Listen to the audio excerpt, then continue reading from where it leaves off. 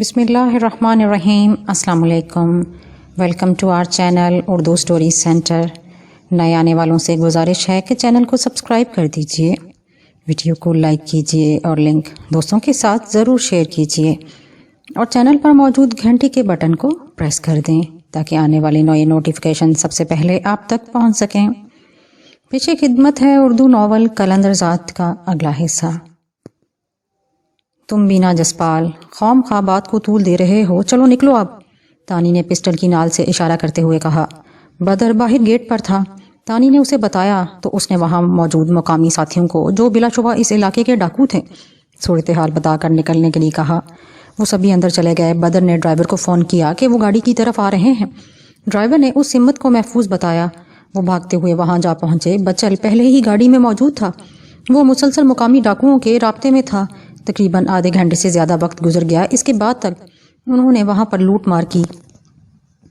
شدید فائرنگ کے ساتھ جیسے ہی انہوں نے پرسا رام کے گھر کو آگ لگائی تو گاڑی میں بیٹھے ہوئے سب نے شعلے بلند ہوتے ہوئے دیکھے۔ وہ گاڑی لے کر نکل گئے۔ وہ انتہائی تیز رفتاری سے واپس ڈیرے پر پہنچے تھے۔ وہاں آتے ہی سب سے پہلے انہوں نے سارا کو ساری کارروائی کے بارے میں بتایا۔ وہ بہت حد تک پرسکون ہو گئی تھی۔ رات گئے، ان کی ٹکٹ کنفرم تھی۔ وہ کچھ دیر وہاں رہ کر الگ الگ ایئرپورٹ کی جانب روانہ ہو گئے۔ نکلنے سے پہلے انہوں نے اپنے سیل فون ضائع کر دیے تھے۔ میرا اندازہ یہی تھا کہ آدھی سے زیادہ رات گزر چکی ہے۔ میں اکیلا اور میرے ساتھ دونوں کتے تھے۔ ہم ایک سیدھے راستے پر چلتے چلے جا رہے تھے۔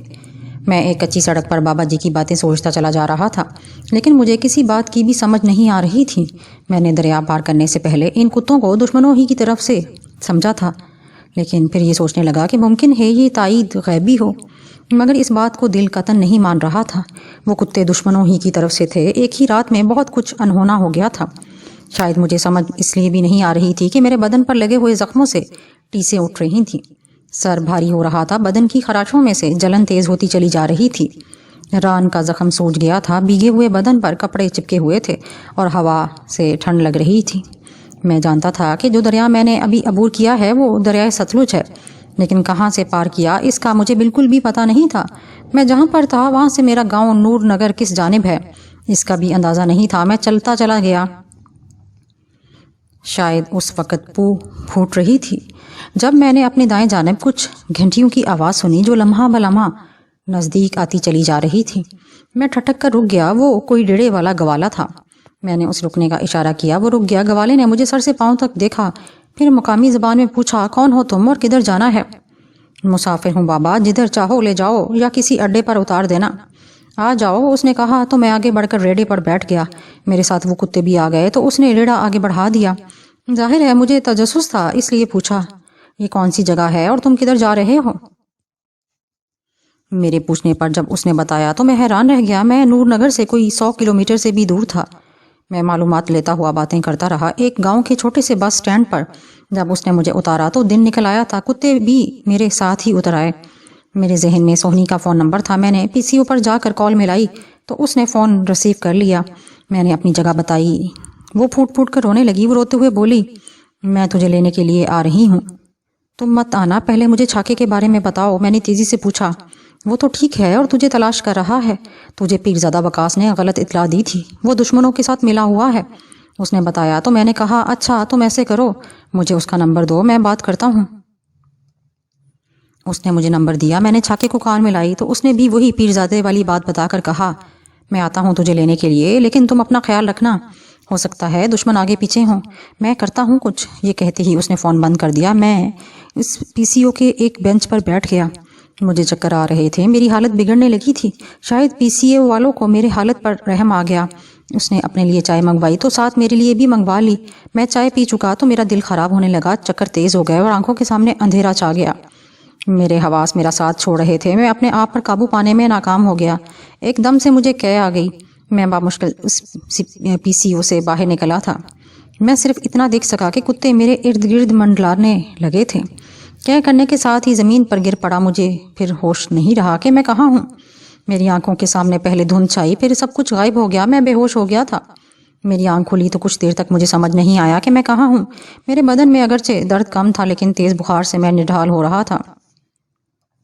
آہستہ آہستہ مجھے احساس ہوا کہ میں کسی ہسپتال میں ہوں جو اتنا اچھا نہیں تھا۔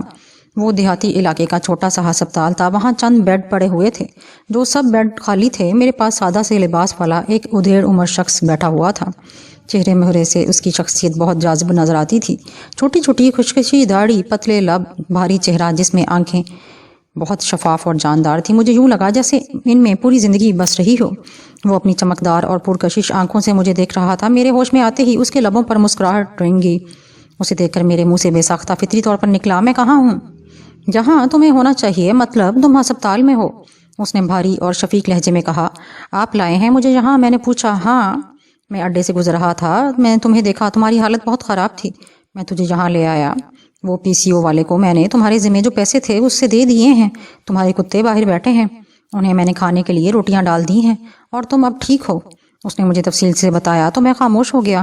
چند لمحے بعد مجھے خیال آیا تو میں نے کہا. آپ کا بہت شکریہ کہ نا اس کی ضرورت نہیں. خیر، تمہارے کچھ ٹیسٹ میں نے شہر بھجوائے ہیں، آ جائیں گے تو تمہاری دوائیاں بھی آ جائیں گی. یہاں ہسپتال میں کوئی سہولت نہیں، چاہو تو یہاں رہو یا پھر میرے ساتھ میرے گھر آ جاؤ، یا پھر جیسے تم کہو. اس نے ٹھہرے ہوئے لہجے میں کہا اور میری طرف دیکھنے لگا. میں شش و پنج میں پڑ گیا کہ اسے کیا جواب دوں. پھر اگلے ہی لمحے اس پر اعتماد کر لیا. اگر وہ میرا دشمن ہوتا تو اب تک میرے ساتھ جو چاہتا کر لیتا. جیسا آپ چاہیں، اس وقت میں اپنے آپ کو آپ ہی کے حوالے کرتا ہوں. میں نے کہا تو وہ بولا. تو پھر اٹھو، اگر چل سکو تو آؤ، گھر سے ہی چلتے ہیں. یہ کہہ کر وہ بینچ پر سے اٹھ گیا اور مجھے سہارا دیا. اس وقت مجھے احساس ہوا کہ میرے بدن سے بدبو کے بھوکے اٹھ رہے ہیں. وہ ساری قے مجھ پر ہی ہوئی تھی. میں اس بو سے خود پریشان ہو گیا. میں نے اس شخص کے چہرے پر اس بو کا رد عمل دیکھنا چاہا، لیکن وہاں کچھ بھی نہیں تھا، جیسے اسے یہ بو آئی ہی نہیں تھی. مجھے خاصی حیرت ہوئی. وہ مجھے سہارا دے کر باہر لے آیا. اس دیہاتی ہسپتال کا ڈاکٹر اور کمپاؤنڈر باہر دھوپ میں بیٹھے ہوئے تھے. وہ ہمیں دیکھتے ہی کھڑے ہو گئے. انہی کے پاس کتے بیٹھے ہوئے تھے جو میری طرف آ کر ذرا فاصلے پر رک گئے. ان سے ذرا فاصلے پر ایک کیبن 4 وہیل کھڑی تھی. تبھی ڈاکٹر نے پوچھا. جا رہے ہیں آپ؟ ہاں ڈاکٹر، ٹیسٹ آ جائیں گے تو میں آپ کو زحمت دوں گا. اس نے دھیمے لہجے میں کہا. نہیں سر، آپ بس مجھے ذرا فون کر دیں، میں فوراً پہنچ جاؤں گا. ویسے تو میڈیسن بھی آ ہی جائیں گی، ڈاکٹر نے تیزی سے کہا. تو وہ بولا. ہاں وہ تو ہے، خیر آپ ذرا میری مدد کریں گے اسے گاڑی تک؟ کیوں نہیں. یہ کہتے ہوئے وہ دونوں میری جانب بڑھے. وہ میرے قریب آئے تو میں نے واضح طور پر انہیں بو سے پریشان ہوتے محسوس کیا. انہوں نے مجھے جلدی سے گاڑی میں ڈالا، مگر آفرین ہے اس شخص پر، اس کے ماتھے پر ذرا شکن نہیں آئی. کتے گاڑی میں بیٹھ گئے تو وہ چل دیا. ہمارے سفر کا اختتام ایک فارم ہاؤس میں ہوا. پہلی نگاہ میں یہی محسوس ہوتا تھا کہ وہ جنگل میں منگل ہے. دور دور تک کوئی آبادی نہیں تھی. وسیع 4 دیواری میں اندر ایک رہائشی عمارت تھی جس کے پورچ میں اس نے گاڑی روکی. وہ مجھے سہارا دے کر اندر لے جانے لگا تو چند لوگ آگے بڑھے. اس نے انہیں دور رہنے کا اشارہ کیا تو وہ ہٹ کر کھڑے ہو گئے. وہ مجھے ایک شاندار کمرے میں لے گیا جہاں جہازی سائز کا ایک بیڈ تھا. وہاں مجھے لٹا کر بولا. یہاں آرام کرو، میں ابھی آتا ہوں. یہ کہہ کر وہ واپس چلا گیا اور میں اپنے آپ پر قابو پانے لگا. تقریباً 2 گھنٹے کے بعد تک میں صاف ستھرے لباس میں پڑا ہوا تھا. میرے سائڈ ٹیبل پر میڈیسن تھی. میرا پیٹ بھر چکا تھا اور بخار کافی حد تک کم ہو گیا تھا، اور وہ میرے پاس کئی چکر لگا چکا تھا. میں اب تک اس کے بارے میں یہی اندازہ پایا تھا کہ وہ اس فارم ہاؤس کا مالک ہے. بہت ہی اچھا انسان ہے. میں نے شہر میں ٹیسٹ کے بعد وہیں کے اچھے ڈاکٹروں سے رابطے کیے بعد دوائیاں منگوا کر مجھے دے دیں. اس نے میرے کپڑے کو تبدیل کیے، کھانا کھلایا اور میڈیسن دے کر چلا گیا. میں اس سے زیادہ کچھ نہیں جان سکا تھا. نہ میں نے پوچھا اور نہ ہی اس نے مجھے بتایا. شاید دوائیوں کا اثر تھا. میں غنودگی میں تھا اور پھر نہ جانے کب میں سو گیا. جب میری آنکھ کھلی تو ہر جانب اندھیرا تھا. میں ویسے ہی پڑا رہا. کچھ دیر بعد روشنی ہوئی تو وہ میرے سامنے تھا. اس کے ہاتھ میں کھانا تھا. اس نے میرے سامنے رکھا اور پوچھا. کیسا محسوس کر رہے ہو جوان؟ جی بہت بہتر، میں نے کہا. تو اس نے کھانے کی طرف اشارہ کیا اور بولا. کھاؤ، پھر دوا بھی لینی ہے. آپ اپنے بارے میں مجھے نہیں بتائیں گے؟ میرا تجسس لبوں پر آ گیا تو وہ ذرا سا مسکرایا اور بولا. تم کھانا کھاؤ، میں تمہیں بتاتا ہوں. جی بہتر، میں نے کہا اور ٹرے اپنے سامنے رکھ لی. وہ چند لمحے میری طرف دیکھتا رہا، پھر بولا. میں آرمی سے ریٹائر ایک کرنل ہوں. میرا نام سرفراز حسین ہے. میری بیوی، بچے، پوتے پوتیاں وہ سب شہر میں رہتے ہیں. یہ فارم ہاؤس میں نے بنایا ہے. میں یہاں بھی رہتا ہوں اور شہر میں بھی. شاید تمہارے بارے میں مجھے اس لیے بتایا گیا ہے کہ میں ہی تمہارے نزدیک تھا. میرے بارے میں بتایا گیا تھا آپ کو؟ میں نے پوچھا تو اس نے کہا. ہاں، اسی میجر نے جو تم سے بھارتی لے گیا تھا. میں تم تک پہنچا اور تجھے یہاں لے آیا. تمہارے جسم میں زہر اثر کرنے کے ابتدائی مرحلے میں تھا، جس کی وجہ سے یہ سب ہوا. کچھ زخم تھے. بہرحال تم ٹھیک ہو جاؤ گے. مجھے یہاں رہنا ہوگا؟ میں نے پوچھا. جانا چاہو تو میں تمہیں روکوں گا نہیں، لیکن مشورہ دوں گا. کہ کچھ دن یہاں آرام کرو، گپ شپ کرو میرے ساتھ، پھر چلے جانا۔ یہ کہہ کر وہ خاموش ہوا، پھر یوں بولا جیسے اسے کچھ یاد آ گیا ہو، اور ہاں تم گھر والوں کی فکر مت کرنا، انہیں بتا دیا گیا ہے، وہ مطمئن ہے، کل میں تجھے فون دوں گا، باتیں کر لینا۔ اس نے مسکراتے ہوئے کہا تو میں پرسکون ہو گیا۔ میں نے کھانا کھایا تو وہ خود برتن لے گیا۔ میں نے وہ دوائیاں کھائیں جو اس نے میرے سرہانے رکھ دی تھیں۔ میں لیٹا اور ان حالات پر غور کرنے لگا کہ یہ سب کچھ کیسے اور کیوں ہوتا چلا جا رہا ہے۔ اسی لمحے میرے ذہن میں روحی والے بابا جی آئے تو میں ان کی باتوں پر سوچتے ہوئے نہ جانے کب سو گیا۔ جسپال اور تانی آتے ہی سو گئے تھے۔ دوپہر کے بعد جا کر ان کی آنکھ کھلی تو وہ نہا دھو کر فریش ہو گئے۔ سارا ان کے لیے کھانا بنا چکی تھی۔ کھانے کی میز پر بدر نہیں تھا، ان دونوں کے ساتھ وہ چاروں تھے، سارا، شاہد، معین اور اس کا باپ اور بیٹا مراد، اور وہ کھانے کے ساتھ باتیں بھی کرنے لگے۔ اسی دوران جسپال نے پوچھا، بدر کہاں گیا؟ تم لوگوں کو چھوڑ کر گیا ہے، ابھی تک واپس نہیں آیا اور نہ ہی کوئی اطلاع ہے۔ سارا دھیرے سے بولی تو اس نے پوچھا، کچھ بتا کر گیا ہے؟ نہیں، کہہ رہا تھا کہ شام تک لوٹ آئے گا۔ اوکے، جسپال نے کہا اور کھانے کی طرف متوجہ ہو گیا۔ وہ کھا پی چکے تو وہ دونوں کمرے میں واپس آ گئے۔ تانی بیڈ پر پھیلتے ہوئے بولی، یہ مہر شاہ والا کانٹا نہ ہوتا تو اب تک ہم واپس جمال کے پاس جا چکے ہوتے۔ یہ تو ہے، ویسے ہم نے فون کر کے بھی نہیں معلوم کیا کہ ان کا حال کیا ہے۔ جسپال نے پوچھا تو انہوں نے ہمارا کون سا حال پوچھ لیا، تانی نے جلے ہوئے لہجے میں کہا۔ تو وہ کہکا لگا کر ہنس دیا، پھر بولا، تم تو یوں کہہ رہی ہو جیسے ہم نے لوٹ کر ان کے پاس ہی جانا ہے۔ جانا ہی نہیں، جانا تو ہے، اگر زندگی نے ساتھ دیا تو۔ وہ افسردگی سے بولی تو اس نے کہا، تم ایسے کرو، کچھ دیر مزید آرام کر لو، لگتا ہے ابھی تم فریش نہیں ہوئی۔ میں فریش ہی ہوں، لیکن اگر تم میرے ساتھ باتیں نہیں کرنا چاہتے تو یہ الگ بات ہے، تانی نے کندھے اچکاتے ہوئے کہا۔ تو جسپال نے محض اسے ہنسانے کی خاطر رومانوی لہجے میں کہا، کاش تانی تم میری محبوبہ ہوتی، تب میں اب تک تیری افسردگی دیکھ کر تجھے باہر گھمانے پھرانے لے جاتا، تجھے شاپنگ کراتا، کھانا کھلاتا، سیر کراتا۔ جسپال تم ایسا کرو پلیز، چند گھنٹوں کے لیے مجھے ہی اپنی محبوبہ بنا لو، کم از کم یہ حسرت تو نہ رہے گی، اس نے غصے میں کہا۔ تو جسپال پھر سے ہنس دیا اور پھر ایک دم سے افسردہ ہوتا ہوا بولا، پتہ نہیں ہرپریت کس حال میں ہوگی، میں نے اسے وعدہ کیا ہے کہ میں اس کے پاس لوٹ کر ضرور جاؤں گا، پر اب جانے یہ ہوگا بھی یا نہیں، پتہ نہیں، وہ میرا انتظار ہی کرتی رہے گی۔ اوئے ہمیں ہو کیا گیا ہے، تانی نے ایک دم سے خود پر قابو پا کر کہا۔ دونوں نے ایک دوسرے کی طرف دیکھا اور ہنس دیے۔ تبھی جسپال نے کہا، چل آ چلتے ہیں باہر، دیکھا جائے گا جو ہوگا۔ اس پر تانی نے ذرا سوچا اور ایک دم سے تیار ہو گئی۔ وہ دونوں کمرے سے نکل کر باہر ڈرائنگ روم میں آئے تو سامنے صوفے پر بدر کے ساتھ شاہد اور بچل بیٹھا ہوا تھا۔ ان کے سامنے دو سیاہ بیگ پڑے ہوئے تھے۔ انہیں دیکھتے ہی بدر نے کہا، اچھا ہوا تم دونوں بھی آ گئے یار۔ خیر ہے؟ جسپال پوچھتے ہوئے سامنے صوفے پر بیٹھا تو تانی بھی ساتھ بیٹھ گئی۔ یہ ہمارا حصہ لے کر آیا ہے، بدر نے سنجیدگی سے کہا۔ تو جسپال نے حیرت سے کہا، حصہ؟ ہاں وہی جو پرسا رام کے گھر سے لوٹا گیا تھا، وہ سب انہیں دے دو، جنہوں نے ہماری مدد کی تھی وہ وہیں کے مقامی لوگ تھے نا، جسپال نے کہا۔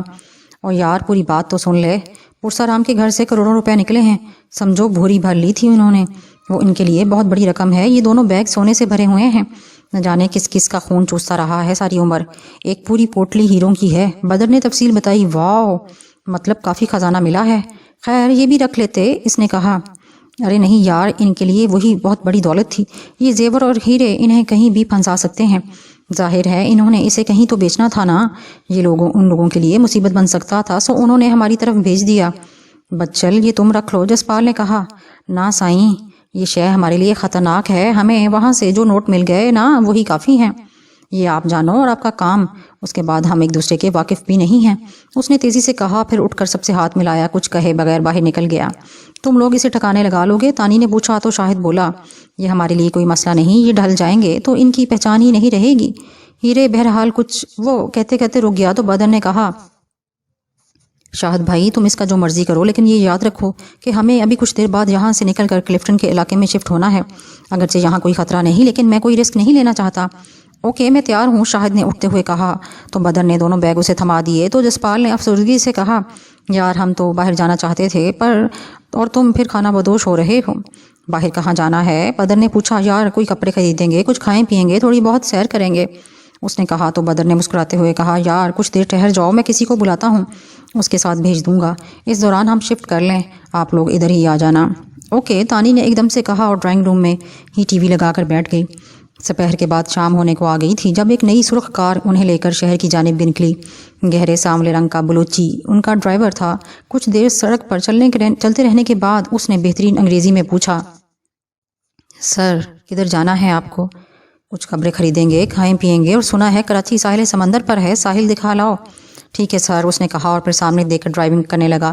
کچھ دیر بعد اس نے ایک بڑے شاپنگ پلازے کے سامنے کار روک دی، پھر چند لمحے ادھر ادھر دیکھا، پھر ان سے بولا آپ ادھر شاپنگ کرو، میں ادھر کار میں انتظار کرتا ہوں۔ جسپال اور تانی شاپنگ پلازا میں گھومتے ہوئے اپنی پسند کے کپڑے خریدتے رہے، وہاں کچھ دیر گزار کر باہر نکل آئے۔ شہر میں پھرتے رہے کے بعد وہ کلفٹن روڈ پر تین تلوار کی طرف سے ساحل سمندر جانب جا رکے۔ جیسے ہی بلوچی نے کار روکی، جسپال نے پوچھا یہ کون سی جگہ ہے؟ یہ بن قاسم پارک ہے، یہ گنبد اور سامنے وہ چبوترا یہ جہانگیر کوٹھاری کے نام سے مشہور ہے، کافی پرانا ہے۔ رانی نے کہا یہ پارک لگتا ہے نیا بنا ہے۔ جسپال نے کہا جی یہ سیدھے جائیں گے تو بن قاسم روڈ ہے، اس سے آگے بھی پارک ہے، ساحل سمندر وہ سامنے ہے، آپ کہیں تو میں آپ کو ادھر۔ بلوچی نے جواب دیا تو جسپال بولا ٹھیک ہے، اچھا ہے، پیدل وہاں تک جائیں گے، چہل قدمی ہی ہوگی، چلیں آپ ادھر جا کر سکون سے بیٹھیں، گپ شپ کریں، وہاں ساحل تک جائیں، میں آپ کے لیے کھانے کا آرڈر دے دوں، ویسے کیا کھانا پسند کریں گے آپ؟ بلوچی نے مؤدب لہجے میں پوچھا۔ یہاں کے روایتی کھانے، تانی نے فوراً جواب دیا تو سر ہلاتے ہوئے بولا میں آپ کو ادھر ہی ملوں گا، یہ کہہ کر وہ چلا گیا۔ وہ دونوں آہستہ قدموں سے چلتے ہوئے آگے بڑھ گئے۔ ایک جگہ تانی نے رک کر ڈوبتے ہوئے سورج کو دیکھا اور کچھ دیر دیکھتی رہی۔ جسپال اس کے چہرے پر دیکھ رہا تھا، پتلی سی، نازک اور سمارٹ سی دکھائی دینے والی تانی کتنی خوبصورت ہے، اس کا سراپا کسی کو بھی پاگل کر دینے کے لیے کافی تھا۔ کمر گویا ہے ہی نہیں، بھاری سینہ، لمبی گردن، تیکھا ناک اور شولڈر کٹ گیسو جو ہوا میں لہرا رہے تھے۔ اچانک وہ مڑی اور جسپال کے چہرے کی طرف دیکھ کر کھوئے ہوئے لہجے میں پوچھا اچھا تم کیا بات کر رہے تھے ہرپریت کے بارے میں صبح؟ اس کے یوں پوچھنے پر جسپال کی آنکھوں کے سامنے ہرپریت کا سراپا لہرا گیا۔ اسے ہرپریت شدت سے یاد آ گئی، وہ ایک دم سے جذباتی ہو گیا۔ وہ چند لمحے اسے سوچتا رہا، پھر پیار بھرے لہجے میں بولا کیا یاد کرنا ہے اسے، بس وہ انتظار کر رہی ہوگی میرا، وعدہ کتنا عرصہ ہو گیا ہے، اسے فون بھی نہیں کیا، وہ تو پریشان ہو گئی ہوگی نا۔ جسپال یہ زندگی بھی کیا شے ہے، بندے کو پتہ ہی نہیں ہوتا کہ اگلے پل کیا ہونے والا ہے، اور پھر بھی کتنوں کے ساتھ جڑا ہوا ہوتا ہے، کتنے وعدے، کتنا پیار چیزوں کے ساتھ، انسانوں کے ساتھ، پر ہوتا کیا ہے، کچھ بھی نہیں، ایک دم سب کچھ ختم ہو کے رہ جاتا ہے۔ تانی دور آسمان پر پھیلے ہوئے بادلوں کو دیکھتے ہوئے بولی تو جسپال چونک گیا۔ اس نے پیار سے تانی کا ہاتھ پکڑا اور اپنے ہاتھوں میں لے کر کہا تانی اتنی مایوسی کیوں؟ اس پر وہ ہلکے سے مسکرا دی، پھر اپنا سر جھٹکتے ہوئے اس کی جانب دیکھ کر بولی نہیں، میں مایوس نہیں، بلکہ یہ سوچ رہی ہوں کہ ہم جسے چاہتے ہیں اس سے اتنا دور کیوں ہو جاتے ہیں۔ دیکھو تم اور ہرپریت ایک دوسرے سے کتنا دور ہو، میں اور جمال کہاں کہاں بھٹک رہے ہیں، تمہارے اور ہرپریت کے درمیان کوئی نہیں ہے، لیکن مجھے تو یہ بھی پتا کہ جمال میرا ہے بھی یا نہیں، میں اس کے لیے اپنا آپ وار چکی ہوں، اسے شاید اس کا احساس بھی نہیں ہوگا۔ ہاں یہ بندے کی سوچ ہی تو ہے جو اسے دور کرتی ہے، یا پھر نزدیک، کہیں ایسا تو نہیں کہ ہم خود ہی سارا جھنجھٹ پال لیتے ہیں۔ جسپال نے اس کی آنکھوں میں دیکھتے ہوئے کہا ہاں شاید تم سچ کہتے ہو، جب تک میں نے جمال کو دیکھا نہیں تھا، اس کی صورت میرے سامنے نہیں آئی تھی، تب بلا شبہ وہ ایک آئیڈیل کی صورت میں میرے لاشعور میں پڑا تھا، وہ سامنے آیا تو ایک دم سے مجھے خود اپنے اندر پڑی محبت کا احساس ہوا، ورنہ اس سے پہلے میں ایسی کہاں تھی، اپنے آپ سے لاپرواہ وہی روحی کی صحرا میں پڑی تھی، اس کی محبت نے مجھے یہاں لا کر پھینک دیا اور اب میں اس کے پاس نہیں ہوں، یہ سب میرے اپنے اندر ہی تو چل رہا ہے، میں اپنی سوچوں ہی کتابیں سب کرتی چلی جا رہی ہوں، اس میں جمال کا تو کوئی بھی قصور نہیں۔ بالکل ایسے ہی ہے، ہرپریت کو میں نے پہلے کون سا دیکھا تھا، اس کی صورت سامنے آئی تو ہی میں اس پر نہال ہو گیا۔ جسپال نے کہا میں اکثر سوچتی ہوں یہ ہماری اپنی ہی محبت ہے جو اپنا آپ ظاہر کرتی ہے، اپنے ہونے کا احساس دیتی ہے، ہمارے اندر جیسی محبت ہوگی ویسا ہی اظہار کرے گی نا، تانی نے دھیمے لہجے میں کہا۔ مثلاً کیسے؟ جسپال نے پوچھا۔ دیکھو جو مغربی قوم ہے محبت اس میں بھی ہے، لیکن وہ جسم کی ضرورت کو محبت کا نام دیتے ہیں، ان کے ہاں پیار اور محبت کا مطلب فقط جنس ہے، بہت کم وہ محبت ہے جو جسم کی ضرورت سے ماورا ہے، جبکہ ہمارے ادھر مشرق میں ایسی محبت کو محبت کا قتل تصور کیا جاتا ہے، جسم سے ماورا ہو کر محبت کی جاتی ہے۔ میں اس سے بحث نہیں کرتی کہ ان دونوں میں کیا خوبی ہے اور کیا خامی ہے، میں کہنا یہ چاہتی ہوں کہ یہ ہمارے اندر کا تصور ہے جسے عملی طور میں ہم ظاہر کرتے ہیں، تانی نے دھیرے سے کہا اور ایک بینچ پر آ کر بیٹھ گئی، جبکہ جسپال کھڑا رہا۔ تم یہ کہنا چاہ رہی ہو کہ ہماری اپنی سوچ ہی کسی کے ساتھ محبت یا نفرت کا باعث بنتی ہے؟ اس نے پوچھا تو وہ تیزی سے بولی بالکل، اگر ہمارے اندر محبت نہیں ہوگی تو وہ کیسے ظاہر ہوگی؟ خالی برتن میں سے کیا نکلے گا؟ ہاں یہ بات تو ہے، ویسے ہم کچھ زیادہ ہی سنجیدہ باتیں نہیں کرنے لگے؟ جسپال نے ہنستے ہوئے کہا نہیں یہ سنجیدہ باتیں نہیں، یہ تو عام سی بات ہے، اصل میں ہم اپنے اندر جھانکتے ہی نہیں، کتنی عجیب بات ہے نا، ہم اپنے لیے وقت ہی نہیں نکالتے، ہم جو ہیں اپنے بارے میں جانتے ہی نہیں۔ تانی پھر سے سنجیدہ ہونے لگی تو جسپال بولا تم یہ کیسے کہہ سکتی ہو؟ انسان نے اپنے بارے میں تحقیق اتنی کر لی ہے جس کی کوئی انت نہیں۔ جسپال نے کہا تو وہ ہنس دی، کتنی کر لی ہے؟ کچھ بھی نہیں۔ اگر انسان نے اپنے بارے میں تحقیق کی ہوتی، اپنے اندر جھانک کر دیکھا ہوتا تو ہم اس جگہ یوں نہ کھڑے ہوتے، یہ گولی بھی ایجاد نہ ہوتی اور ہر طرف جنت کا نظارہ ہوتا۔ وہ مسکراتے ہوئے بولی تو جسپال نے کہا یہ تم نے اتنی موٹی موٹی باتیں کہاں سے سیکھیں؟ ویسے تمہارے بارے میں ہمیں کچھ نہیں معلوم، کبھی اس طرح کی بات ہی نہیں ہوئی۔ دیکھو اب میرے بارے جاننے کا تجسس کہاں ہے؟ تمہارے اندر تھا نا، باہر آ گیا۔ وہ تیزی سے بولی تو جسپال نے کہا تم میرا سوال گول کر گئی ہو۔ نہیں، ابھی وقت نہیں ہے اس جواب کا، پھر کسی وقت جواب دوں گی، اس نے کہا اور مغرب کی جانب دیکھا جہاں سورج نے افق کو سرخ کر دیا تھا، جس کی گواہی بادل بھی دے رہے تھے۔ تیز ہوا سے ان کا لباس جسم سے چپک کر رہ گیا تھا۔ واپس چلیں؟ جسپال نے پوچھا۔ دل تو یہی چاہتا ہے کہ یہاں سکون سے بیٹھی رہوں، لیکن کب تک بیٹھوں گی؟ یہاں آخر جانا تو ہے۔ یہ کہہ کر وہ اٹھ گئی۔ دونوں چلتے ہوئے پارک سے باہر جانے والے راستے پر گئے۔ وہ دھیمی چال چلتے موسم کا لطف لیتے ہوئے جا رہے تھے۔ انہیں سامنے کھڑا ہوا بلوچی دکھائی دیا، اس سے کچھ فاصلے پر ان کی وہی سرخ کار کھڑی تھی۔ مل جگہ اندھیرا چھا گیا تھا، شہر کی بتیاں روشن تھیں۔ چند قدم کے بعد وہ کار میں جا کر بیٹھنے والے تھے کہ اچانک سامنے سڑک پر ایک کار تیزی سے آن رکی۔ اسی کے پیچھے ایک ڈبل کیبن 4 وہیل رک گئی۔ ان گاڑیوں کے رکنے کے انداز ہی سے دونوں چوکنا ہو گئے۔ اگلے ہی لمحے کار کا پچھلا دروازہ کھولا اور اس میں سے گن کی نال برآمد ہوئی۔ اس سے پہلے کہ فائر ہوتا وہ زمین پر لیٹ گئے۔ یہ فطری بات تھی کہ وہ سر یا دل کا نشانہ لیتے۔ وہ فوری طور پر ان کے حملے سے بچ گئے۔ ایک دم ہی سے کئی فائر ہوئے۔ پارک کا گیٹ چند قدم کے فاصلے پر تھا۔ وہ دونوں ہی لڑکتے ہوئے اس کی آڑ میں چلے گئے۔ اچانک دوسرا برسٹ ہوا۔ تب تک جسپال نے اپنا پسٹل نکال لیا تھا۔ اسی لمحے تانی کے ہاتھ میں بھی پسٹل دکھائی دیا۔ انہوں نے سامنے دیکھ کر جوابی فائر کرنا چاہا، لیکن سامنے دونوں گاڑیوں پر کئی فائر لگے ہوئے تھے۔ جسپال نے ادھر ادھر دیکھا، ذرا سے فاصلے پر بلوچی اپنا پسٹل لیے پوزیشن میں تھا اور اس سے پیچھے کافی سارے لوگ گنے لیے ان لوگوں پر گاڑیوں پر فائرنگ کر رہے تھے۔ تبھی جسپال کو احساس ہوا کہ گھر سے بھیجنے میں بدر کو اتنی دیر کیوں ہو گئی تھی۔ ایک پورا گروپ اس کے ساتھ نگرانی کو بھیجا ہوا تھا، سامنے سے کوئی فائر نہیں کر رہا تھا۔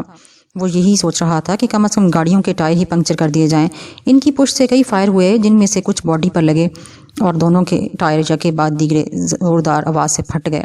اس کے ساتھ ہی اس میں سے کچھ بندے نکلے اور انہوں نے بھاگنے کے لیے سڑک پار کرنا چاہی۔ اسی لمحے سامنے سے 2 افراد نے ان کو نشانے پر لیا۔ ان میں سے کسی نے جوابی فائر کیا، کوئی سڑک پر گر گیا۔ اگلے چند لمحوں میں وہ سب گرا لیے گئے۔ وہ سب تیزی سے آگے بڑھے۔ اتنے میں ان کے قریب ایک ہائی ایس وین آ کر رکی۔ ساتھ میں کیری ڈبہ تھا۔ انہوں نے ان سب کو اٹھا کر ان گاڑیوں میں پھینکا اور چل دیے۔ ایک دم سے ماحول پرسکون ہو گیا۔ وہاں پر موجود لوگ جو سہمے ہوئے تھے آہستہ آہستہ باہر آنے لگے تھے۔ سر آ جائیں، اب کوئی نہیں ہے، ادھر کھانا کھاتے ہیں۔ نہیں، اب بھی کوئی ہو سکتا ہے، محتاط رہو۔ جو ہمارے بارے میں یہ جان سکتا ہے کہ ہم کدھر ہیں، وہ درست پلاننگ بھی کر سکتا ہے۔ جسپال نے اسے سمجھایا تو وہ بولا سر یہ اصغر ڈکیت کے علاوہ دوسرا کوئی نہیں، ان کا طریقہ واردات ہم جانتے ہیں۔ بحث نہیں، اب نکلو، تانی نے کہا تو بلوچی کندھے اچکا کر رہ گیا۔ وہ کار میں بیٹھ گئے تھے۔ اسی وقت بدر کا فون آ گیا۔ سنا ہے کوئی راہ میں مل گیا تھا۔ یہ کہتے ہوئے اس نے بھرپور کہکا لگا دیا۔ ہاں، باقی سب بھی سن لیا ہوگا، جسپال نے جواب دیا تو اس نے کہا تو اب کیا پروگرام ہے؟ واپس آ رہا ہوں گھر، جسپال نے جواب دیا۔ نہیں، وہ کیوں؟ کھانا تو کھاؤ یار، وہ تیار ہے اور تمہارا انتظار کر رہا ہے، بدر نے ٹھہرے ہوئے لہجے میں کہا تو جسپال بولا اب مزہ نہیں آئے گا یار، ممکن ہے ادھر تم کھانا کھاؤ، رزق کو یوں چھوڑ کر نہیں جاتے، رب ناراض ہوتا ہے، اس نے کہا تو وہ بولا اوکے، میں کھانا کھا کر ہی آتا ہوں۔ یہ سن کر اس نے فون بند کر دیا اور بلوچی سے ریسٹورانٹ کی طرف جانے کو کہا۔ وہ ایک بانسوں سے بنا ہوا جدید طرز کا ریسٹورانٹ تھا جو ساحل کے اوپر تھا اور نیچے پانی کی لہریں تھیں۔ سامنے ہی بدر بیٹھا ہوا تھا جو اسے دیکھ کر مسکرا رہا تھا۔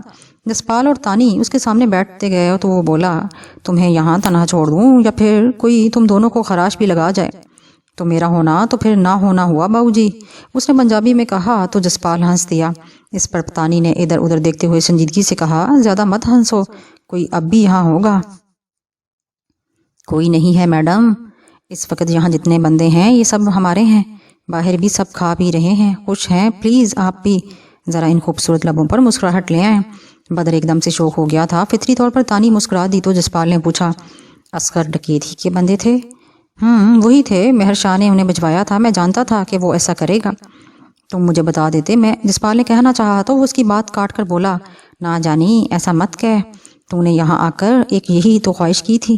وہ مسکراتے ہوئے بولا تو جسپال نے پوچھا انہیں ہمارے بارے میں کیسے پتہ چل گیا کہ ہم کہاں پر ہیں؟ دیکھ جانی، یہ علاقہ میرا ہے، یہاں میرے بارے جاننے کے بہت سارے لوگ ہیں، انہیں اس وقت بھی معلوم ہوگا کہ میں کہاں پر ہوں۔ بدر نے کہا، تو یہ خطرناک بات ہے۔ تانی نے تیزی سے کہا تو وہ اطمینان سے بولا، نہیں، میں خود آیا ہوں ان کے سامنے، اگر نہ آتا تو وہ اس وقت ان کے بندے کیسے ہاتھ چڑھتے، اور پھر وہ لوگ اس وقت کچھ ایجنٹوں کے ہاتھ میں ہیں۔ مہر شاہ کوئی معمولی شے نہیں، نہ ہی وہ پرسا رام ہے کہ جسے ہم یوں ہی مار دیں گے، اس کے لیے بہت سوچنا ہوگا اور پلان بنانا ہوگا۔ اسی دوران کھانا ان کے سامنے چنا جانے لگا تو جسپال نے کہا، اوکے، فی الحال رزق سامنے آ گیا ہے، اب اس پر توجہ دو۔ وہ تو ٹھیک ہے، لیکن اس کھانے کے بعد ہم 4 بندے یہاں سے نکل رہے ہیں، مہر شاہ کی طرف دیکھا جائے گا۔ بدر نے کہا تو جسپال نے مسکراتے ہوئے سر ہلا دیا۔ میری آنکھ کھلی تو کمرے میں اندھیرا تھا، مجھے اندازہ نہیں ہوا کہ وقت کیا ہو گیا۔ میں بیڈ پر پڑا اپنے حالات کے بارے میں سوچتا رہا۔ ان میں جہاں میں کرنل سرفراز کے بارے میں سوچتا رہا، اسی کے ساتھ روحی والے بابا جی بھی میری نگاہوں کے سامنے آ جاتے۔ میرا موت کے منہ سے نکل آنا، دریا پار کر جانا، ان کتوں کی مدد کرنا جو مجھے چیرنے پھاڑنے کے لیے آئے تھے، اور لب دریا روحی والے بابا جی کا ملنا، یہ سب ایک ہی سلسلے کی کڑی لگ رہے تھے۔ ایک بات میرے ذہن میں چبھی ہوئی تھی، وہ یہ کہ بابا جی نے روحی میں جب ملاقات کی تھی اس وقت یہ کہا تھا کہ ہم فقط 2 بار ہی ملیں گے، لیکن اب تک مجھے کئی بار مل چکے تھے۔ کیا ان کا کہنا غلط تھا؟ اگر کہنا درست تھا تو مجھے کیوں اور کیسے مل رہے تھے؟ کیا یہ بھی کوئی راز ہے؟ میں نے طے کر لیا کہ اس دفعہ اگر ان سے ملاقات ہوئی تو یہ بات ان سے ضرور پوچھوں گا۔ کرنل سرفراز کی شخصیت نے مجھے بڑی ماورائی سی لگ رہی تھی۔ بظاہر اتنا سا بندہ، سادہ سا بندہ، اتنا مشفق، میری کیا کی بدبو جسے محسوس بھی نہیں ہوئی، اتنا بڑا محل نما گھر، اور خود میری خدمت میں لگا ہوا تھا، حالانکہ اس کے نوکر بھی مجھے دکھائی دیے تھے۔ میں سوچتا رہا، جب اکتا گیا تو بیڈ سے اٹھا اور کمرے میں روشنی کے لیے اٹھا۔ انہی لمحات میں کمرہ روشن ہو گیا۔ کرنل سرفراز میرے سامنے کھڑا تھا، اس کے لبوں پر دھیمی سی پروکار مسکراہٹ پھیلی ہوئی تھی۔ وہ آگے بڑھا اور بیڈ پر میرے ساتھ بیٹھتے ہوئے آہستہ سے پوچھا، کیسی طبیعت ہے اب؟ بہت اچھی، بہت بہتر محسوس کر رہا ہوں۔ گڈ، اس کا مطلب بھوک بھی لگی ہوگی، اس نے کہا تو میری بھوک ایک دم سے جاگ گئی۔ میں نے ہلکے سے سر ہلاتے ہوئے جواب دیا، جی بھوک تو لگ رہی ہے۔ آؤ پھر ڈرائنگ روم میں چلتے ہیں، اس نے کہا اور اٹھ گیا۔ میں اس کے ساتھ چلتا ہوا ڈرائنگ روم میں آ گیا۔ کھانے کی میز بھری پڑی تھی، ہم وہاں بیٹھ کر کھانا کھانے لگے۔ اس دوران کرنل سرفراز نے میری طرف دیکھ کر پوچھا، چودھری شاہ نواز کے بارے میں جانتے ہو کہ اس کے ساتھ کیا ہوا؟ نہیں، میں معلوم کر ہی نہیں پایا، اس کا مجھے موقع ہی نہیں ملا، میں نے وضاحت کرتے ہوئے کہا۔ وہ اس وقت خفیہ والوں کے پاس ہے، وہ ملک دشمن سرگرمیوں میں ملوث تھا، اس کے ثبوت مل گئے ہیں۔ کرنل سرفراز نے بتایا۔ کیا کہہ رہا تھا وہ؟ میں نے پوچھا۔ اس نے تمہارے علاقے میں ایک بھارتی خفیہ کا سینٹر بنایا ہوا تھا، باہر سے لوگ یہاں آتے تھے اور وہ یہاں سے انہیں آگے بھیج دیتا تھا، مطلب انہیں ہر طرح کا تحفظ دیتا تھا۔ دوسرا، وہ سیاست میں سرگرم ہی اس لیے تھا کہ علاقے میں جرائم پیشہ لوگوں کو تحفظ دے اور ان کے ذریعے لوگوں کو خوفزدہ رکھے، ان میں قتل، اغوا، ڈکیتی کی وارداتیں شامل ہیں۔ کرنل سرفراز نے تفصیل سے بتایا، مطلب سب کچھ جو ہمارے ملک میں جاگیردار کر رہے ہیں، اسی کی آڑ میں یہ سب کچھ ہو رہا ہے۔ ویسے کتنا بڑا المیہ ہے کہ یہ لوگ ملک اور عوام کی قسمت کا فیصلہ کرتے ہیں، اور یہی جاگیردار وڈیرے اس ملک کے سیاستدان بنے ہوئے ہیں۔ عوام بیچاری، میں نے کہنا چاہا تو وہ میری بات کاٹتے ہوئے بولا، عوام بیچاری نہیں ہے، یہ رب تعالیٰ کا فرمان ہے کہ جو قوم اپنی حالت نہیں بدلنا چاہتی وہ اس قوم کی اسی حال میں رکھتا ہے جس میں وہ پڑی ہوئی ہے۔ یہ قصور اس قوم ہی کا ہے کہ وہ خود پر ظلم کروا رہی ہے، اس نے کافی حد تک جذباتی ہوتے ہوئے کہا۔ بات تو ساری شعور کی ہے نا جی، اس قوم کو شعور ہی نہیں کہ وہ خود میں کیا ہیں۔ میں نے کہا تو کرنل سرفراز ایک دم سے مسکرا دیا اور پھر میری آنکھوں میں دیکھتے ہوئے دھیرے سے بولا، جمال، تم ایک قوم کی بات کر رہے ہو، میں کہتا ہوں خود انسان اپنے آپ کے سامنے رکاوٹ ہے اور اسے احساس ہی نہیں۔ رکاوٹ؟ کیسی رکاوٹ؟ ہر انسان ترقی چاہتا ہے، اگر مجموعی طور پر دیکھیں تو انسان نے کتنی ترقی کر لی، اس نے اس دنیا کو کیا کچھ نہیں دیا۔ میں نے تیزی سے پوچھا، کس چیز کی ترقی؟ کیسی ترقی؟ انسان کا اصل مقصد کیا ہے؟ کیا اس میں انسان نے ترقی کر لی ہے یا اس کا پہلے سے بھی زیادہ برا حال ہو گیا ہے؟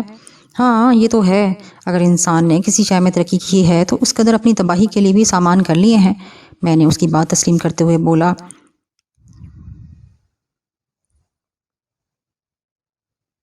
چلو چھوڑو اب ان باتوں کو، ایسا کرو کہ تم آرام سے اپنی میڈیسن کھاؤ اور کچھ دیر آرام کرو، بلکہ کچھ بھی سوچنے کی ضرورت نہیں، سکون سے سو جانا۔ یہ کہہ کر وہ کھانے کی طرف متوجہ ہو گیا۔ وہ کراچی کو جدید ترین پوش علاقہ تھا اور دور ایک سڑک کے درمیان نصب پول سے پیلی روشنی اندھیرے کو دور کر رہی تھی۔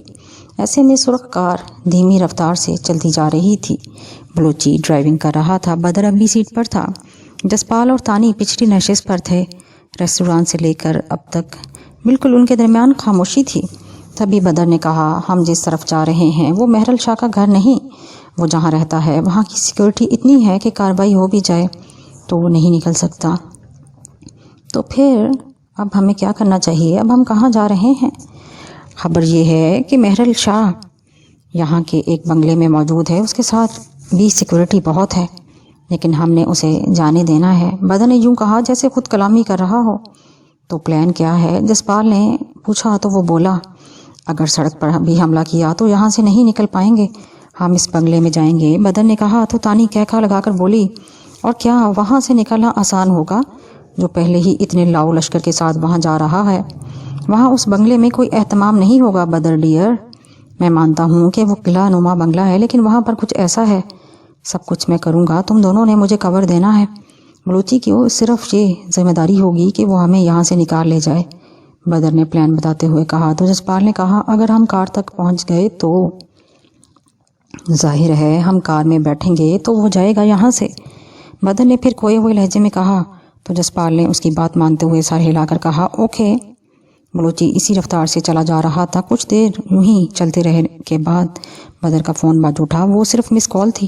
اس کے بجتے ہی جیسے بدر میں بجلی کی لہر دوڑ گئی۔ چلو وہ نکلنے والا ہے، اس کے یوں کہتے ہی بلوچی نے کار کی رفتار تیز کر دی۔ بنگلے تیزی سے پیچھے جانے لگے۔ ایک جگہ جا کر اس نے بریک لگا دیے۔ بدر نے ادھر ادھر دیکھا اور کار سے اتر کر انہیں بھی اتر آنے کا اشارہ کیا۔ وہ دونوں باہر آ کر آگے بڑھے تو وہ بولا، اچھی طرح یہ علاقہ دیکھ لو، ہم کار کے علاوہ بھی نکل سکیں۔ اوکے، جسپال نے کہا تو اس نے سامنے اشارہ کرتے ہوئے سمجھایا، وہ دیکھو سامنے سفید اور نیلے رنگ کا بنگلہ ہے نا، ہم نے وہاں تک جانا ہے، صرف جانا ہی نہیں اس کے اندر بھی اترنا ہے۔ وہ مہر شاہ کہاں ملے گا؟ تانی نے پوچھا۔ وہ اسی بنگلے میں ہے اور ابھی وہاں سے نکلنا چاہتا ہے، بدر نے کہا اور آگے بڑھتا چلا گیا۔ وہ اس کے ساتھ تیزی سے جا رہے تھے، یہاں تک کہ وہ باؤنڈری وال تک جا پہنچے۔ وہاں کافی روشنی تھی۔ وہ جلدی سے ایک درخت کے ساتھ لگ گئے اور کچھ دیر کسی رد عمل کا انتظار کرتے رہے۔ جب کچھ نہ ہوا تو وہ وہاں سے نکلے۔ ان کے باؤنڈری وال پار کرنا ان کے لیے مشکل نہیں تھا۔ چند لمحوں میں ہی جسپال دیوار پر تھا۔ اس نے پہلے بدر کو اوپر کھینچا۔ بدر اوپر پہنچ کر دوسری جانب اتر گیا، پھر تانی نیچے آئی، اس کے بعد جسپال آ گیا۔ وہ زمین سے لگے پودوں میں دبک کر سامنے دیکھ رہے تھے۔ کافی فاصلے پر بہت سارے لان میں صوفے دائرے میں لگے ہوئے تھے، ان پر چند لوگ بیٹھے ہوئے تھے۔ درمیان میں سرخ قالین تھا جس پر دو طوائفیں ناچ رہی تھیں۔ صوفوں کے آگے میز تھے جس پر مختلف مشروب تھے، ان میں شراب کی بوتلیں بھی تھیں۔ بلا شبہ وہ مخصوص لوگوں کی عیاشی تھی۔ وہ طوائفیں بھی کوئی نستعلیق قسم کی نہیں تھیں بلکہ آدھے سے زیادہ برہنہ تھیں۔ صوفوں پر بیٹھے ہوئے بدمست لوگ ان پر نوٹ نچھاور کر رہے تھے۔ سبھی نے مہر شاہ کو دیکھا کہ وہ کہاں پر ہے، انہوں نے وہ دکھائی نہیں دیا۔ ایک لمحے کے لیے ان پر مایوسی چھا گئی کہ وہ کہاں چلا گیا ہے، دکھائی نہیں دے رہا۔ بدر نے سرگوشی میں کہا تو جسپال بولا، چل تھوڑا آگے نکل، شاید دکھائی دے جائے۔ تم لوگ سیکورٹی والوں کو نظر انداز کر رہے ہو، پہلے انہیں تو دیکھ لو، تانی نے سرگوشی میں تیزی سے کہا تو جسپال بولا، وہ دیکھو ان سے کچھ فاصلے پر گارڈز ہیں، بے وقوف ایک ہی سمت میں بیٹھے ہوئے ہیں، ممکن ہے دوسری طرف بھی ہوں، تانی نے کہا تو جسپال آگے بڑھتے ہوئے بولا، جب آ ہی گئے ہیں تو اپنا کام تو کر لیں، یہ کن چکروں میں پڑے ہوئے ہیں۔ یہ کہہ کر وہ رینگتا ہوا آگے بڑھا، پھر اکڑوں ہو کر لمحہ بلمحہ آگے بڑھتا گیا۔ اسی کے پیچھے بدر اور تانی بھی بڑھتے چلے گئے۔ کافی آگے تک جا کر انہیں وہ سارا منظر صاف نظر آنے لگا۔ وہ سب نشے میں دھت تھے، شراب و شباب کا نشہ سر چڑھ کر بول رہا تھا۔ گارڈز ایک طرف کھڑے اسی تماشے میں محو تھے۔ محفل پر رنگ آیا ہوا تھا۔ مہر شاہ کسی سے فون پر بات کر رہا تھا، طوائفیں ناچ رہی تھیں۔ کچھ دیر یوں ہی گزر گئی۔ اس دوران جسپال نے سارے منظر کو سمجھ لیا تھا۔ اس کے مطابق بدر جو کرنے والا تھا وہ غلط تھا اور خودکشی کے مترادف تھا۔ وہ جو سوچ رہا تھا وہ اگرچہ خطرناک تو تھا، لیکن اس میں کامیابی کے امکانات زیادہ تھے۔ اس نے اپنی سوچ کے بارے میں بدر کو نہیں بتایا بلکہ خاموش رہا۔ اچانک مہر شاہ اٹھا تو ایک لمحے کے لیے محفل ڈسٹرب ہو گئی۔ اچھی خاصی ہلچل تھی، لوگ اٹھ کر اسے سلام کر رہے تھے۔ اس دوران اس کی سیکورٹی پر مامور لوگ آگے بڑھ آئے تاکہ اسے اپنی حفاظت میں لے لیں۔ اسی وقت پتہ چل گیا کہ اس کے ساتھ کتنے لوگ ہیں۔ مہر شاہ نے لوگوں سے مل کر جیسے ہی محفل سے باہر نکلنے کے لیے قدم بڑھائے، بدر تیزی سے آگے بڑھا تانی اس کے پیچھے کسی بلی کی مانند بڑی، جبکہ جسپال ذرا ہٹ کر اس فوارے کی جانب بڑھا جو ان کے راستے میں آتا تھا۔ وہ لمحہ بلمحہ قریب ہوتے جا رہے تھے۔ مہر شاہ ان کے نشانے پر تھا۔ اچانک بدر اٹھ کر اس کے سامنے آ گیا۔ اس نے مہر شاہ کو اپنے نشانے پر لے لیا تھا۔ کون ہو تم؟ مہر شاہ نے ایک دم سے رکتے ہوئے کہا تو بدر بولا، تمہاری موت۔ اس کے یوں کہنے پر مہر شاہ ایک دم سے ہنس دیا، لیکن اس کا کہکا کھوکھلا تھا۔ اگر جسپال اس سے پہلے نہ ملا ہوتا تو شاید وہ بھی اس سے دھوکا کھا جاتا۔ اس نے یہی تاثر دیا تھا کہ وہ ڈرا نہیں ہے۔ میں جب چاہوں گا نا بچے، موت تب آئے گی۔ تم پاگل ہو جو میرے راستے میں آ گئے ہو، مہر شاہ نے کہا تو جسپال سمجھ رہا تھا کہ وہ محض وقت لے رہا ہے۔ بدر خواہ ڈائلاگ بازی میں پڑ گیا ہے، اسے اب تک اسے ختم کر دینا چاہیے تھا۔ میں تو آ گیا ہوں تمہارے راستے میں، اب روک لو مجھے، بدر نے سرد لہجے میں کہا۔ اسی لمحے چشمے زدن میں مہر شاہ نیچے بیٹھ گیا۔ بدر نے گولی چلا دی جو سامنے والے گارڈ کو لگی۔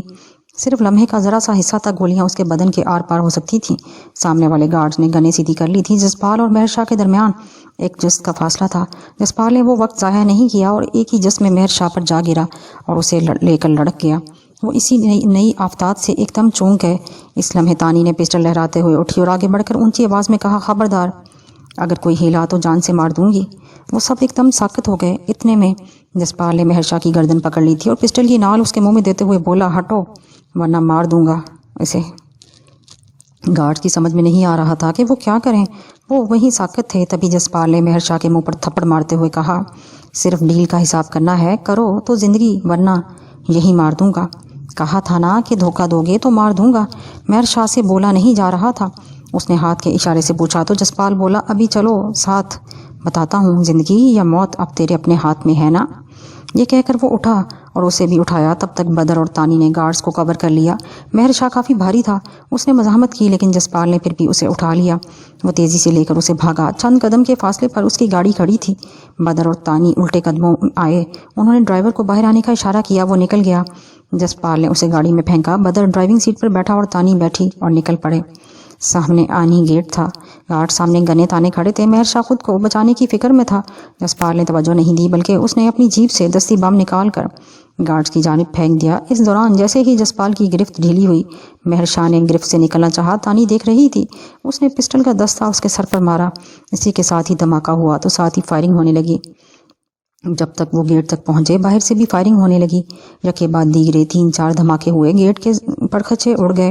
وہ گاڑی لیے باہر نکل گئے۔ سامنے ہی سرخ کار لیے بلوچ ان کے انتظار میں تھا اور اس کے ساتھ ہی ان کے کافی سارے ساتھی کئی ساری گاڑیوں میں تھے۔ وہ گاڑی اس کے قریب لے گئے۔ بنگلے سے فائرنگ ہونے لگی۔ انہوں نے مہر شاہ کو سرخ کار میں ڈالا اور چل پڑے۔ باقی سب بھی ان کا راستہ صاف کرتے ہوئے چل پڑے۔ بے ہوش مہر شاہ ان کے ساتھ پچھلی سیٹ پر تھا۔ اچانک بلوچ بولا، سائیں یہ اچھا کیا، یہاں تو یہ مثال بن گئی کہ زندہ مہر شاہ لاکھ کا اور بے ہوش مہر شاہ کروڑ کا۔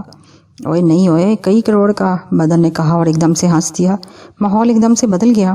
اس کا مطلب ہے کہ اس کے پیسے کھڑے کرنا چاہتے ہو، لیکن اس کی رسائی حکومت تک ہے، پوری حکومتی مشینری اسے تلاش کرنے نکل پڑے گی۔ جسپال نے اس کی بات کا مطلب سمجھتے ہوئے کہا تو وہ تیزی سے بولا، بلکہ تلاش کرنے کے لیے نکل پڑی ہوگی۔ میں جانتا ہوں مگر تم ابھی زیادہ نہیں جانتے ہو یہاں کے بارے میں۔ ابھی کئی چوہے بلوں سے نکالنے ہیں، اسے ابھی کچھ دیر کے لیے مہمان رکھنا ہوگا۔ بدر نے سنجیدگی سے کہا، کوئی فائدہ نہیں ہوگا، یہ جو چوہے ہیں بلکہ جو اصلی والے چوہے ہیں وہ گہری بلوں میں چلے جائیں گے۔ ہاں چاہو تو رسک لے کر نوٹ کھڑے کر سکتے ہو، تانی نے کہا تو جسپال بولا، چل کوئی بات نہیں، خرچہ پانی بھی تو چلانا ہے۔ جسپال کے یوں کہنے پر وہ سبھی ہنس دیے۔ رات کا نہ جانے کون سا پہر تھا جب وہ سپر ہائی وے سے نیچے اتر آئے۔ اس سے آگے وہ چھوٹے سڑک پر مڑے اور چلتے چلے گئے، یہاں تک کہ انہیں روشنیاں دکھائی دیں جو دھیرے دھیرے ایک بڑے سارے فارم ہاؤس کی صورت اختیار کر گیا۔ انہوں نے کار پورچ میں روکی۔ اسی لمحے کئی سارے بندے باہر آ کر ان کی کار کے گرد کھڑے ہو گئے۔ وہ تینوں باہر نکل کر اندر کی طرف چل دیے۔ وہ لوگ مہر شاہ کو کار میں سے نکال کر اندر لے جانے لگے۔ یہ کون سی جگہ ہے اور کس کی ہے؟ تانی نے عالی شان ڈرائنگ روم کے گداز صوفے پر بیٹھتے ہوئے پوچھا۔ یہ مہر سکندر یار کا ڈیرا ہے۔ مہر شاہ کا سب سے بڑا دشمن اور ہمارا بھی یار نہیں، بلکہ مہر سکندر کسی کو بھی یار نہیں، بدر نے تلخی سے مسکراتے ہوئے کہا تو جسپال ہنس دیا، پھر بولا، یار یہ سب جو کوئی بھی ہے، کچھ کھانے پینے کا بندوبست کروا، بہت بھوک لگ رہی ہے۔ اوکے باس، جیسا حکم، بدر نے کہا تو تانی نے ہنستے ہوئے کہا، ویسے اب تم جسپال کو باس کہو گے، احسان مانو اس کا، نئی زندگی دی ہے اس نے تمہیں۔ ہاں اگر یہ بر وقت فیصلہ نہ کرتا تو، بدر یہ کہتے ہوئے رکا، پھر اچانک بولا، ویسے تم بھی کمال کی چیز ہو، اصل کریڈٹ تو تم ہو اس مشن کا۔ اور یہ تعریفیں بند کر اور جا، ابھی اس سالے مہر شاہ کو بھی بھگتنا ہے، چل جا، جسپال نے کہا تو بدر اندر کی جانب چلا گیا۔ اس وقت سورج نکلنے کے آثار واضح ہو گئے تھے جب مہر سکندر یار ڈیرے پر آ گیا اور وہ ایک بڑی ساری گاڑی میں آیا تھا۔ اس نے آتے ہی بدر سے ہاتھ ملاتے ہوئے پوچھا، ویسے وہ ہے ابھی زندہ نا؟ یہ کہتے ہوئے وہ ان کے پاس بیٹھ گیا۔ ابھی تک تو زندہ ہے، تمہارے آدمیوں کے پاس ہے، میں نے تو اسے مار دینا تھا، بس تمہارے لیے لایا ہوں، جو کرنا ہے اب کرو، اس کا سودا کرنا ہے اس کے ساتھ، یہ ایک دن میں تو نہیں ہوگا۔ سب اس نے مسکراتے ہوئے تانی کی طرف دیکھ کر کہا تو بدر ہنستے ہوئے بولا، دیکھ لو ہمیں یہاں رکھ بھی پاؤ گے؟ کیوں، میں کیوں نہیں رکھ سکتا؟ میں چاہوں نا تو تم میری مرضی سے جا بھی نہیں سکتے یہاں سے، اس نے عجیب سے لہجے میں کہا۔ تو جسپال نے بدر کو مخاطب کرتے ہوئے کہا، بدر یہ کیا بات ہونے لگی؟ اسے کہو ہمیں روک کر دکھائے، لے میں جا رہا ہوں۔ یہ کہہ کر وہ اٹھا ہی تھا کہ مہر سکندر یار نے ہنستے ہوئے کہا، تیرا ساتھی بہت گرم دماغ کا ہے، اسے میرے بارے میں بتایا نہیں تھا؟ نہ بھی بتاؤ تو یہ خود سمجھدار ہے، تم ابھی اپنی بات کرو مہر۔ بدر کا لہجہ ایک دم سے تلخ ہو گیا تھا تو وہ ٹھنڈے انداز میں بولا، ٹھیک ہے اب کر بات، مہر شاہ کو مارنا ہے تو اسے لے جاؤ اور جو چاہو جہاں چاہو مار دو، اگر میرے حوالے کرتے ہو تو مانگو کیا مانگتے ہو، تم نے جو سودا کرنا ہے کرو، باقی مجھ پر چھوڑ دو، بدر نے کہا۔ تو جسپال نے پوچھا، کیسا سودا کر رہے ہو مدر؟ میں بتاتا ہوں، مہر سکندر یار نے کہا، پھر لمحہ بھر رک کر بولا، یہ مہر شاہ حکومت میں بہت رسائی رکھتا ہے، ہر بار میری وزارت مار جاتا ہے، اب اسے وزارت تو لینی ہے نا، اس لیے بدر کو تکلیف دی تھی، اب وزارت کی بات کرنے میں دن تو لگیں گے نا، اس لیے روک رہا تھا، تم کچھ اور سمجھے۔ دیکھو ہمیں اس سے کوئی غرض نہیں کہ کیا ہو رہا ہے، تمہیں وزارت ملتی بھی ہے یا نہیں، اسے سنبھال بھی پاؤ گے یا نہیں، ہم نے اسے مارنا ہے اور بس۔ جسپال نے کہا تو وہ بولا، اسے مارنا ہے تو پھر اسے ابھی لے جاؤ، میں نے تو اس وقت تک اسے رکھنا ہے جب تک مجھے وزارت نہیں مل جاتی۔ ٹھیک ہے اسے ہمارے حوالے کرو، جسپال نے سرد لہجے میں کہا۔ تو وہ کہکا لگا کر بولا، بدر یہ تمہارا سودا خراب کرے گا، مجھے وزارت ملنے کا مطلب جانتے ہو نا، تو اسے سمجھاؤ۔ سنو، مجھے وزارت ملنے کا مطلب ہے یہ پورے سندھ میں جو مرضی کرتا پھرے، کوئی نہیں پوچھے گا اسے، بات اتنی کرتے ہیں جتنا بندہ کر سکے، یہاں سندھ میں ایسے ایسے لوگ پڑے ہیں جو تمہیں کھا جائیں، یہ مہر شاہ تم نے سے سنبھالا نہیں گیا، اسے ہم چوہے کی طرح لے کر آئے ہیں، پورا سندھ۔ جسپال نے طنزیہ لہجے میں کہا تو اچانک تانی نے کہا، بدر جو کرنا ہے ڈن کر، چلتے ہیں۔ ہاں یہ لڑکی سیانی لگتی ہے، ادھر رہو میرے پاس، بہت اچھا وقت گزرے گا۔ اچھا تو بہت اچھا وقت گزرے گا کیسے، یہ بتاؤ گے مہر صاحب، تانی نے لچکتے ہوئے کہا۔ تو جسپال نے بمشکل اپنا کہکا روکا، وہ سمجھ گیا تھا کہ مہر کیا سوچ رہا ہے اور تانی کا اس پر کیا رد عمل ہوگا۔ ادھر ہمارے پاس رہو گے تو ہی پتہ چلے گا نا، اس نے خباثت سے مسکراتے ہوئے کہا۔ تو تانی شرما گئی، جسپال کا مزید برا حال ہو گیا، وہ کہکا نہیں لگا پا رہا تھا۔ انہی لمحات میں ایک بندہ تیزی سے اندر آیا، اسی تیزی سے بولا، سائیں پولیس۔ پورے ماحول پر ایک دم سے سناٹا چھا گیا۔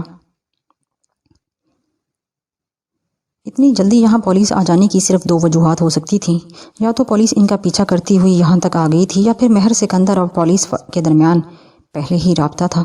جسپال نے مہر سکندر کے چہرے پر دیکھا جہاں خباثت بڑھ گئی تھی، اس نے ان تینوں کی طرف دیکھا اور پرجوش لہجے میں بولا، بدر تو پھر کیا کہتے ہو؟ میں تو کہتا ہوں ہمیں جانے دو، بدر نے خود پر قابو پاتے ہوئے کہا۔ اس پر مہر سکندر بولا، پولیس آ گئی ہے، اس کے ساتھ جانا چاہو تو ابھی چلے جاؤ، اگر پولیس کے ساتھ نہیں جانا چاہتے تو پھر رکنا پڑے گا، پولیس کے ساتھ نہیں جانا تو پھر میں تجھے تحفظ دوں گا، یہ تحفظ میری شرائط پر ہوگا، بولو کیا کہتے ہو، جانا ہے یا رکنا ہے؟ ایک دم سے خاموشی چھا گئی، جس لمحے بھر میں تانی نے اپنی کھنکتی ہوئی آواز میں توڑا، یہ پاگل ہیں، انہیں کیا سمجھ مہر جی، آپ میرے ساتھ بات کریں۔ مہر سکندر نے تانی کی طرف خوشگوار حیرت سے دیکھا، پھر ایک دم سے کہکا لگاتے ہوئے بولا، کہا نا یہ لڑکی زیادہ سمجھدار ہے، چل لڑکی تیرے صدقے انہیں معاف کرتا ہوں، انہیں لے جا اندر اور سمجھا، میں پولیس والوں کو واپس بھیجتا ہوں۔ ٹھیک ہے مہر صاحب، تانی نے کہا اور جسپال کا ہاتھ پکڑ کر اندر کی طرف چل پڑی، دوسری ہاتھ سے اس نے بدر کو پکڑا اور چلتی چلی گئی۔ تبھی انہیں مہر سکندر کی آواز آئی، وہ اپنے اس ملازم کو کہہ رہا تھا، انہیں کہو واپس جائیں، جب میں انہیں بلاؤں تبھی آئیں۔ جی سائیں۔ وہ تینوں ڈیرے کی پچھلی طرف بنے لان میں چلے گئے تھے، انہوں نے ادھر ادھر دیکھا، ان سے کافی دور سیکورٹی گارڈ کھڑے تھے، بظاہر وہاں سے فرار کا کوئی راستہ دکھائی نہیں دے رہا تھا، لیکن جسپال اور تانی یہاں سے نکل جانے کا راستہ سوچ چکے تھے، انہیں پورا یقین تھا کہ وہ وہاں سے نکل جائیں گے۔ بدر نے اس کی طرف دیکھ کر پوچھا، تانی کیا چل رہا ہے تمہارے دماغ میں؟ میں دشمن کو معاف کر دیتی ہوں مگر منافق اور دھوکے باز کو میں برداشت نہیں کر سکتی، اس مہر سکندر نے ہمارے ساتھ دھوکہ کیا ہے، اس نے غصے میں کہا۔ تو جسپال بولا، ہمارے ساتھ نہیں، بدر کے ساتھ۔ لیکن اب تو ہمارے ساتھ ہو گیا نا، تانی نے دبے دبے جوش سے کہا۔ تو بدر سرد لہجے میں بولا، میں سوچ بھی نہیں سکتا تھا کہ وہ ایسا کرے گا۔ تو یہاں پر آیا ہی کیوں تھا؟ کوئی دوسری جگہ نہیں تھی کیا؟ جسپال نے پوچھا۔ میں نے کہا نا، کچھ چوہے ہیں جنہیں بلوں سے باہر لانا ہے۔ یہ مہر شاہ کے لیے مجھ سے رابطے میں تھا، بڑی آفر کی تھی اس نے، لیکن اب اس نے گیم بدل دی ہے۔ اس کا مطلب ہے میرا شک درست تھا۔ بدر نے الجھتے ہوئے کہا۔ شک؟ مطلب تو کہنا کیا چاہتا ہے؟ جسپال نے تیزی سے پوچھا۔ اب مجھے سمجھ آ رہی ہے، وہ اب مہر شاہ کے سامنے اچھا بن جائے گا کہ اس نے مہر شاہ کی جان بچائی ہے۔ اس احسان کے عوض وہ بہت ساری مرات لے گا، لیکن مجھے یہ نہیں لگتا۔ ابھی اسے مزید سمجھنا ہوگا۔ بدر غصے میں بولا۔ تم جتنا مرضی سمجھ لو، وہ مہر شاہ کے ساتھ جو بھی کرے۔ تانی نے کہنا چاہا تو بدر اس کی بات کاٹتے ہوئے بولا، ہاں وہ مہر شاہ کے ساتھ جو کچھ بھی کرے، اسے مار دے یا اس پر احسان کر دے، لیکن مجھے یہ معلوم ہے کہ وہ ہمیں زندہ نہیں چھوڑے گا۔ اس کے دماغ میں کیا ہے میں یہ بھی نہیں جانتا، مگر اتنا معلوم ہے کہ ہمارے بارے میں وہ اچھا قطعاً نہیں سوچ رہا۔ جسپال نے کہا، وہ جو سوچتا ہے اسے سوچنے دو، ہم نے جو کرنا ہے وہ ہم کریں گے، یہ اب مجھ پر چھوڑ دو، تانی نے کہا۔ تو جسپال مسکراتے ہوئے بولا، وہ تو ٹھیک ہے، لیکن بدر تم اسے پہچان ہی نہیں سکے کہ یہ کیسا بندہ ہے۔ یہ اب تک میرے ساتھ ٹھیک چل رہا تھا، اور پھر یار وہ منافقت ہی کیا جس کا پتہ چل جائے۔ خیر دیکھتے ہیں وہ کیا کرتا ہے۔ وہ سوچتے ہوئے بولا، وہ بلوچ وہ کدھر ہے، اس کا کچھ پتہ ہے کہ نہیں؟ جسپال نے کہا، اگر ابھی تک ہم ہیں تو وہ بھی ہوگا۔ بدر نے اسے بھری بے بسی سے کہا۔ تو چند لمحوں کے لیے ان کے درمیان خاموشی چھا گئی۔ وہ یہ باتیں کر رہے تھے کہ اندر سے ایک ملازم آیا اور انہیں لے کر پھر سے اندر چلا گیا۔ مہر سکندر صوفے پر بیٹھا ہوا تھا۔ اس نے ان تینوں کو بیٹھنے کے لیے نہیں کہا، بلکہ انہیں چند لمحوں تک دیکھتا رہا، پھر بولا، میں جانتا ہوں کہ تم لوگوں کو یہاں پابند نہیں یہ کیا جا سکتا۔ تم یا تو مر جاؤ گے یا پھر بندوں کے خون خرابہ کر کے نکلنے کی کوشش کرو گے، مگر میں کہتا ہوں تم معزز مہمانوں کی طرح یہاں رہو، مجھے وزارت ملنے تک کا انتظار کرو، مہر شاہ کو مارنے کی ضد نہ کرو، یا پھر اسے چھوڑ کر یہاں سے چلے جاؤ، جیسے آپ کہیں ویسا ہی ہوگا۔ تانی نے کہا اور گہری نگاہوں سے اس کی طرف دیکھا۔ تو وہ بولا، ٹھیک ہے۔ یہ کہہ کر اس نے اپنے ملازم کی طرف دیکھا۔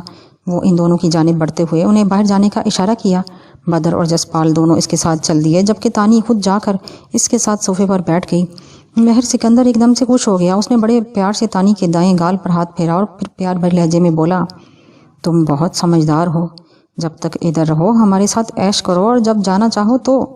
اس پر تانی نے تڑپ کر کہا، نہیں، میں کہیں نہیں جانا چاہتی، میں آپ کے پاس رہنا چاہتی ہوں۔ اگر آپ نہ بھی رکھیں تو کم از کم ان دونوں سے میری جان چھڑوا دیں، میں ان کے ساتھ نہیں رہنا چاہتی، میں ان سے بہت دور چلے جانا چاہتی ہوں۔ کیا مطلب؟ مہر سکندر نے چونکتے ہوئے پوچھا۔ تو وہ رو دینے والے انداز میں بولی، میں ان سے بہت دور چلے جانا چاہتی ہوں، ایسی جگہ جہاں ان کا سایہ بھی نہ پڑے، بس آپ میری اتنی مدد کریں، میری ان سے جان چھڑوا دیں تاکہ میں ان سے آزاد ہو جاؤں۔ جیسا تم چاہو ویسا تو میں کروں گا ہی، لیکن ایسا کیوں؟ کیسے تم ان کے ہتھے چڑھ گئی؟ مہر سکندر نے تیزی سے پوچھا۔ تو وہ اپنے آنسو پونچھتے ہوئے بولی، یہ ایک لمبی کہانی ہے، میں آپ کو پھر بعد میں بتاؤں گی، تانی نے روحانستے ہوئے کہا۔ تو وہ پیار سے بولا، ٹھیک ہے، ہم بعد میں بات کریں گے، ابھی تم فریش ہو جاؤ، آرام کرو میرے بیڈ روم میں، پھر بات کرتے ہیں۔ ٹھیک ہے۔ وہ ایک دم سے تیار ہو گئی۔ تبھی اس نے دور کھڑے اپنے ایک ملازم کو اشارے سے بلایا اور تانی کو اپنے بیڈ روم میں لے جانے کو کہا۔ تانی مسکراتی ہوئی اس کے ساتھ چل دی۔ مہر سکندر اس کی طرف للچائی نگاہوں سے دیکھ رہا تھا۔ دوپہر ڈھل چکی تھی۔ مہر سکندر کے ڈیرے پر سکوت طاری تھا۔ جسپال اور بدر نہ جانے کہاں تھے، بلوچ کا بھی کوئی پتہ نہیں تھا، سیکورٹی گارڈز کے سوا کوئی دوسرا دکھائی نہیں دے رہا تھا۔ مہر شاہ کا بھی معلوم نہیں تھا کہ وہ ابھی تک ڈیرے پر ہی ہے یا اسے وہاں سے کہیں پہنچا دیا گیا ہے۔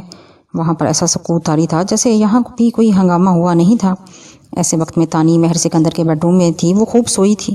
اسے کچھ دیر پہلے جگا کر بتا دیا گیا تھا کہ مہر صاحب آنے والے ہیں، وہ تیار ہو جائے۔ یہ پیغام دینے والا اس کے لیے کپڑے اور کافی کاسمیٹکس بھی رکھ گیا تھا۔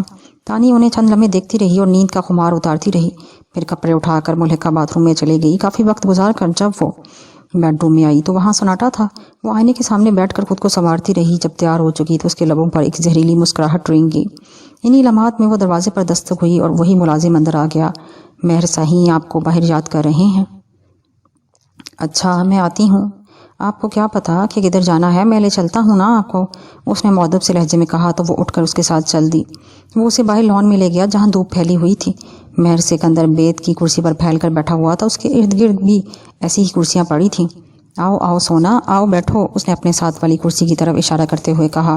تو وہ اس کے ساتھ ہو کے بیٹھ گئی اور بڑی ادا سے بولی، میں نے سوچا تھا کہ آپ ادھر بیڈ روم میں ہی آؤ گے، جلدی کاہے کی ہے، ابھی بیٹھتے ہیں، باتیں کرتے ہیں، کوئی تعارف کرتے ہیں۔ اب دیکھو نا سونا، مجھے تمہارا نام تک نہیں پتہ، اس نے سوکیانہ انداز میں کہا۔ تانی نے ایک ادا سے اس کی طرف دیکھا اور بولی، تانی نام ہے میرا اور میں بھارت کے شہر ممبئی سے تعلق رکھتی ہوں۔